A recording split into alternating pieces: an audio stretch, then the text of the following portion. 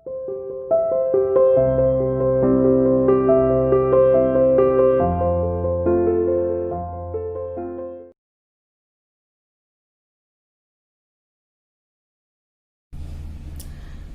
students, how are you? I hope you are fine.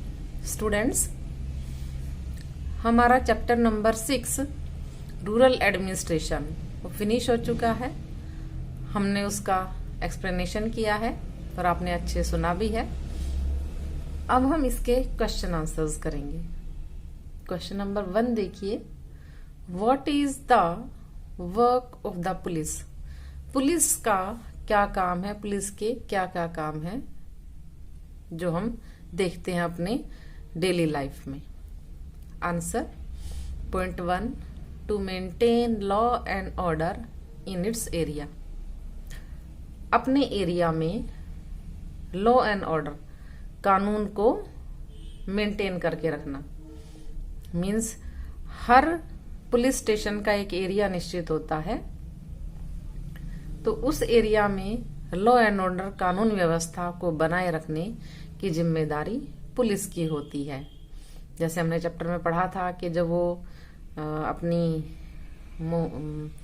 अपनी complaint लिखाने जाते हैं तो ये देखते हैं कि ये एरिया, ये पुलिस स्टेशन हमारे एरिया में आता है या नहीं आता है। तो जिस एरिया में जो पुलिस स्टेशन होता है वो पुलिस स्टेशन उस एरिया की पूरी कानून व्यवस्था की जिम्मेदारी रखता है। Point 2, to register cases of theft, murder and accident etcetera. उस एरिया में कोई भी चोरी हो जाती है, कोई भी मर्डर हो जाता है या कोई भी एक्सीडेंट होता है, तो उसका केस रजिस्टर करने की जिम्मेदारी उस पुलिस स्टेशन की होती है। वो पुलिस स्टेशन अपने यहाँ पर उन सब का केस रजिस्टर करता है, अपने रजिस्टर में दर्ज करता है। Point 3, to take action and to investigate the cases within its own area. To take action, कोई भी क्राइम होता है तो तुरंत उस पर कार्यवाही करना। एंड टू इन्वेस्टिगेट, उसकी छानबीन करना उस केस की जो उस एरिया में आते हैं। उसके अधिकार क्षेत्र में जो भी एरिया है वहां पर कोई भी घटना घटती है, तुरंत पुलिस छानबीन करती है और उस पर एक्शन लेती है। Question number 2, list 2 things that the work of A Patwari includes. 2 बातें लिखो जिनमें पटवारी के काम होते हैं, यानी कि जिन 2 बातों से पता चले कि एक पटवारी के काम होते हैं। Point 1, patwari maintains all records of land.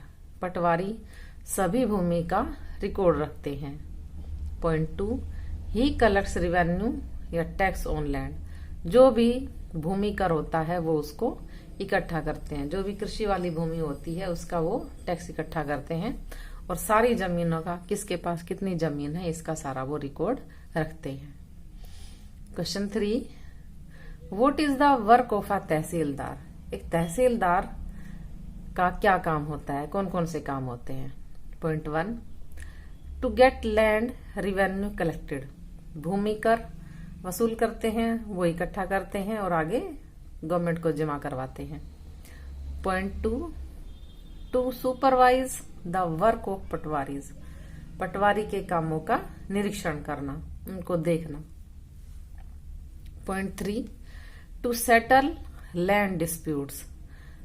भूमि के, जमीन के जो विवाद होते हैं उनको सुलझाना। Point 4, schedule caste and backward class students can obtain their caste certificates from tehsildar. Schedule caste, अनुसूचित जाति के लोग और पिछड़ी जाति के विद्यार्थी अपना कास्ट सर्टिफिकेट, जाति प्रमाण पत्र तहसीलदार से ले सकते हैं। तहसीलदार जाति प्रमाण पत्र जो बनते हैं तहसील में, वो उस पर सिग्नेचर करते हैं, तब वो बिल्कुल वेरीफाई हो जाता है कि हाँ इन स्टूडेंट्स की कास्ट यही है। क्योंकि शेड्यूल कास्ट पर और बैकवर्ड क्लास पर सबको रिजर्वेशन मिलता है इंस्टीट्यूट में, तो बहुत सारी फैसिलिटीज भी मिलती हैं। इसलिए सभी स्टूडेंट्स ये कास्ट सर्टिफिकेट बनवाते हैं, जो शेड्यूल कास्ट से रिलेटेड होते हैं और जो बैकवर्ड क्लास से रिलेटेड होते हैं। क्वेश्चन नंबर 4 देखिए, what issues is the in the poem trying to raise. कौन सा मुद्दा या कौन सी बात इस एक जो पोएम जो हमने पढ़ी चैप्टर में उसमें उठाया गया है। Do you think this is an important issue. क्या आप सोचते हैं कि ये बड़ा इम्पोर्टेंट मुद्दा है? अगर है तो क्यों, why? Answer point 1, this poem is trying to raise the issue that the daughters and mother should get equal part in property of their father husband. इस पोयम में ये मुद्दा उठाने की कोशिश की गई है कि बेटी और माँ दोनों को, बेटी को अपने पिता की प्रॉपर्टी में और मदर को फादर की या उनके हस्बैंड की प्रॉपर्टी में बराबर का शेयर मिलना चाहिए था। हमारा जो Hindu succession and amendment act है 2005, इससे पहले बेटियों को पिता की प्रॉपर्टी में अधिकार नहीं था, क्योंकि पुत्र को ही सारी प्रॉपर्टी दे दी जाती थी। तो अगर कभी बेटी पर कोई प्रॉब्लम आती थी तो उसको बड़ी मुश्किल होती थी। इसलिए अब बेटियों को भी पिता की, अगर कोई प्रॉपर्टी है उसमें बेटी को भी अधिकार है, बेटे को भी और मदर को भी, माँ को भी अधिकार दे दिए गए हैं। पहले ऐसा नहीं था। पॉइंट 2 देखिए, in my opinion daughter should be given the right to property in father's property. मेरे विचार में पुत्री को या बेटियों को पिता की प्रॉपर्टी में प्रॉपर्टी का अधिकार दिया जाना चाहिए। Question number 5, in what ways are the work of the panchayat that you read about in the previous chapter and the work of the patwari related to each other. Panchayat के काम के बारे में आपने पढ़ा, किस प्रकार से पंचायत के काम में आपने पहले चैप्टर में पढ़ा कि पटवारी का काम पंचायत से किस तरह से संबंधित है, यानी कि पटवारी का अपना भी काम होता है और उसका काम पंचायत से कैसे रिलेटेड है, ये हम कैसे जानेंगे। आंसर देखिए, point 1, the works of panchayat and patwari are closely related to each other.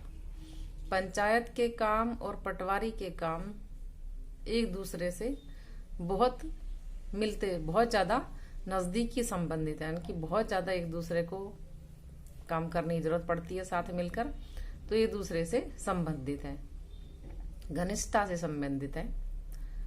Panchayat provides many facilities to the villagers. Panchayat बहुत सारी सुविधाएं गांव वासियों को देती है। And patwari arranges money for the panchayat, और पटवारी पंचायत के लिए धन का प्रबंध करते हैं। मीन्स जो भी गांव को अपनी गांव में फैसिलिटीज कर लगवानी होती है, फैसिलिटीज चाहिए होती है, सुविधाएं चाहिए होती हैं, पंचायत जो होती है वो पटवारी को लिख कर देती है। फिर पटवारी आगे से सरकार से पैसा लेकर आगे पंचायतों में पहुंचाते हैं।